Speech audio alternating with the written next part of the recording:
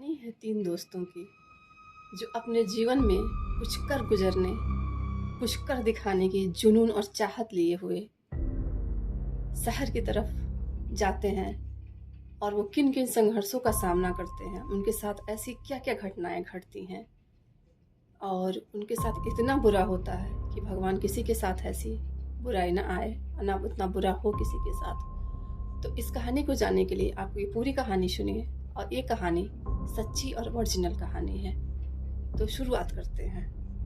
ये कहानी तीन दोस्तों की है जिनका नाम विक्रम, सुनील और जान होता है, जो बम्बई शहर में नौकरी करने के लिए आते हैं। तीनों बचपन के दोस्त कुछ कर दिखाने का सपना लिए इस भीड़ भाड़ वाली जगह में अपना मुकाम पाने की दर दर भटकते हैं। उन्हें कोई भी रास्ता नजर नहीं आता। अपने छोटे से गांव में रहकर कॉलेज की पढ़ाई करने वाले सुनील और विक्रम ने कभी सोचा भी न था कि सफलता पाने के लिए इतना दर्द झेलना पड़ता है। वही जान अपने पापा के बिजनेस में पहले से ही संघर्ष कर चुका था, जिस वजह से उसे इन सब चीजों की आदत सी हो गई थी। जान अच्छे से जानता था कि सफलता इतनी आसानी से नहीं मिलती है, क्योंकि उसने अपने पापा को दिन रात मेहनत करते हुए देखा था।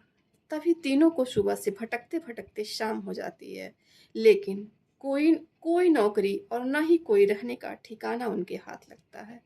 तीनों मायूस होकर एक छोटे से होटल में खाना खाते हैं। दरअसल उनके पास कोई खास पैसे भी नहीं होते। वह तो सिर्फ अपनी एक दो दिन की व्यवस्था बनाकर निकले थे। उन्हें लगा था कि आते ही उनके साथ कोई चमत्कार हो जाएगा और उनको नौकरी मिल जाएगी, लेकिन ऐसा कुछ होता नहीं है। तीनों एक बिल्डिंग के पास पहुंच जाते हैं। कुछ देर बाद सभी बिल्डिंग के गेट के पास बैठ जाते हैं। एक दो घंटा बैठे हुए गुजर जाते हैं। तभी बिल्डिंग के चौकीदार की नज़र उन पर पड़ती है और वह जोर की आवाज़ में उन्हें डांटते हुए कहता है, कौन हो तुम लोग? यहाँ क्यों बैठे हो? तीनों अजनबी शहर में किसी को पहचानते नहीं और न ही उनका कोई ठिकाना होता। तीनों अपनी जगह पर जल्दी खड़े हो जाते हैं और अपनी बात चौकीदार को बताते हैं। चौकीदार को तीनों की हालत देखकर उन पर तरस आता है। उसे एहसास होता है कि कुछ सालों पहले मैं भी यहाँ पे नौकरी के लिए आया था। तब किसी ने उसे सहारा दिया था और आज कम से कम वह इतने बड़े शहर में छोटे से काम के साथ जीवन यापन कर पा रहा है। जान उन तीनों में थोड़ा समझदार होता है। वह चौकीदार से कहीं रहने के जुगाड़ की बात कहता है, क्योंकि उसे पता है कि अभी उनकी हालत किराया देने की नहीं है, तो उन्हें कोई किराया से कमरा क्यों देगा। तभी चौकीदार अपने एक दोस्त से फोन पर बात करता है, जो वहीं से कुछ ही दूर बंगला नंबर 17 में साफ सफाई का काम करता है।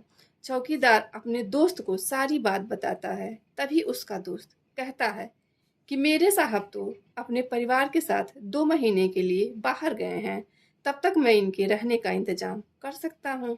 यह बात सुनकर तीनों दोस्त बहुत खुश हो जाते हैं और वह जल्दी से चौकीदार से कहते हैं कि आप हमें बता दीजिए हम उनके पास कैसे पहुँच सकते हैं। चौकीदार कहता है कि वह बंगला थोड़ा दूर है, रात को वहाँ कोई ऑटो टैक्सी नहीं मिलेगी। आज तुम लोग यहीं सो जाओ, कल सुबह हम साथ चलेंगे। तीनों उसकी बात मानकर सो जाते हैं। सुबह उठते ही तीनों चौकीदार के साथ बंगले में पहुंच जाता है। बंगले की खूबसूरती देखकर तीनों दोस्त हक्का बक्का रह जाते हैं। उन्हें यकीन ही नहीं होता कि उन्हें इतने अच्छे बंगले में रहने का मौका मिला। बंगले का नौकर तीनों दोस्तों को गेस्ट रूम में ले जाता है। तीनों दोस्त रूम में पहुंचकर राहत की सांस लेते हैं। जल्दी से तीनों नहाकर तैयार हो जाते हैं और काम की तलाश में निकल जाते हैं। तो ये कहानी यहाँ पे अभी ख़त्म नहीं होती। इसका सेकंड पार्ट हम आपको लेके कल सुनाएंगे। आगे क्या हुआ उनके साथ, कौन कौन सी घटनाएं घटी, कितना दुख हुआ, इसको हम आगे जानेंगे कहानी में। तो इसके लिए आगे का पार्ट देखना बिल्कुल ना भूलें और चैनल को सब्सक्राइब, लाइक, कमेंट करना बिल्कुल भी ना भूलें।